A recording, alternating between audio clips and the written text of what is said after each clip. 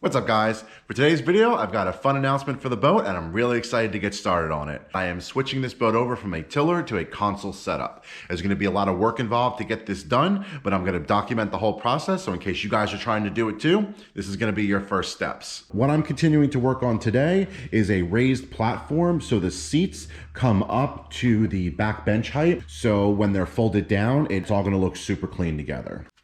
Okay, so before I can put in the vertical risers for the front, I needed to get my measurements for the seat size.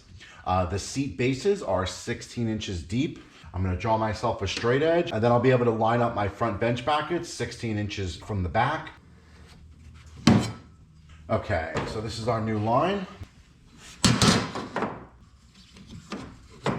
Basically, it's gonna go like that. Maybe like that.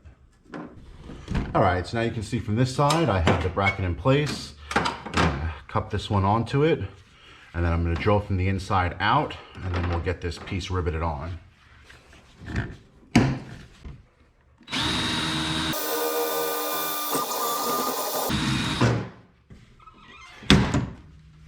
So once this all gets in place here, everything is positioned exactly as it needs to be. That's gonna be nice and solid. All right, so basically the same process. I'm gonna go ahead and line up the brace in position.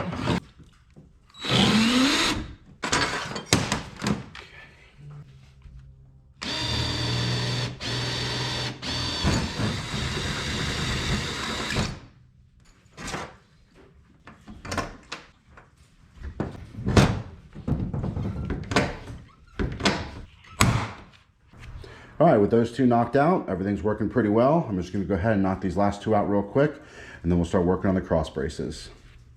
All right, so at this point, I have all the vertical brackets in place. Right now I can start running my horizontal braces, or I may do one horizontal brace in the front and back. I'm not really sure how I wanna do this yet. So I'm gonna take a minute to figure this out, and then once I know what I'm gonna do, I'll check back.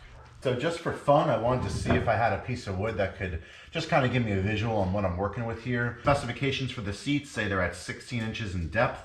If that's 16, this is 20 3/4. I could cut back 4 inches and then use this as the faceplate. Oh, that would be pretty cool. One other thing I'm gonna do is I'm gonna spray paint the front of the bench seat here with black enamel. That way this all looks nice.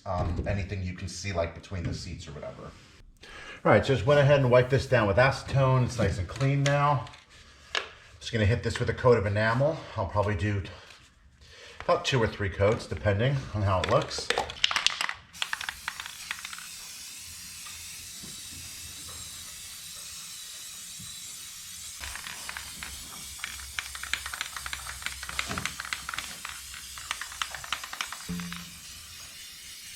There.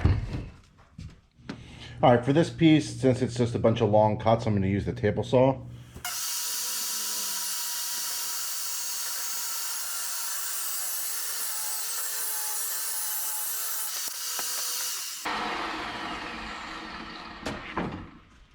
Okay, well I still have all my fingers. Let's go ahead and fit this and see how it looks.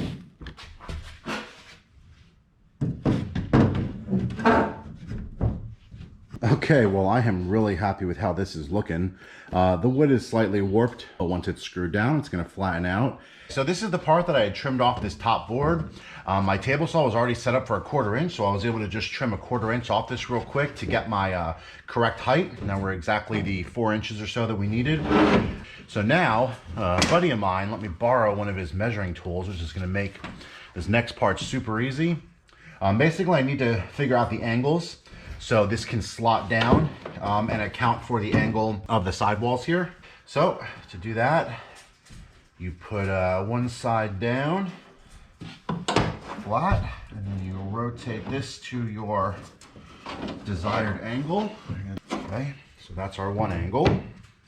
And now I can use that to mark off my board here. So what I'm gonna do is I'm gonna put this flush with the top corner, flush with the bottom, and then flush with the top corner. All right, so that's my one angle. I'm gonna go do the same thing to the other side and cut this on the miter saw, and we should have our corners perfect. All right, let's see if this fits. Oh yeah, look at that, that's awesome. Get it a little bit, there it is, perfect. Wow, that was absolutely perfect. I am so happy I had that. All right, well, it's been a lot of work getting to this point, and it might look like a bit of a mess now, but I am finally ready to start doing some epoxy. I'm gonna do the back deck last after I get everything else complete. That's gonna be its own thing that I wanna spend the time on doing. So for now, the only other parts I need to do for this raised bench platform is rivet in some extra tabs for the top of the platform to screw down into. I'm not going to waste about 5 or 6 feet of aluminum doing horizontal runs for extra stability, because I think this is going to be more than enough. Everything I make is disassemblable, so if I need to take it apart and add some more, I can, but I don't think it's going to be necessary. Another idea I'm kind of kicking around is possibly cutting this face part in like maybe 2 sections and having it flip down and having some trays that come out from the bottom. That might be pretty cool. For now, I'm just going to use this as a bench platform, and I'm not going to worry about any storage right now. So the next thing I want to do now is get all this wood out of the boat and get it set up for epoxy. If I end up having time while the epoxy is curing, I'm going to be doing the carpet onto the floor. So at this point, I think I'm going to go ahead and start pulling the wood and getting ready for epoxy. That's going to be a separate video, so I'm going to go ahead and call this one here. This has been quite an undertaking on this little project today on getting the bench seat done. I am super happy with how this came out. Like seriously, very, very stable. It is the exact height that I wanted it to be. Everything came out just perfect. I rarely can say that about like an entire step of a project where it's just perfect.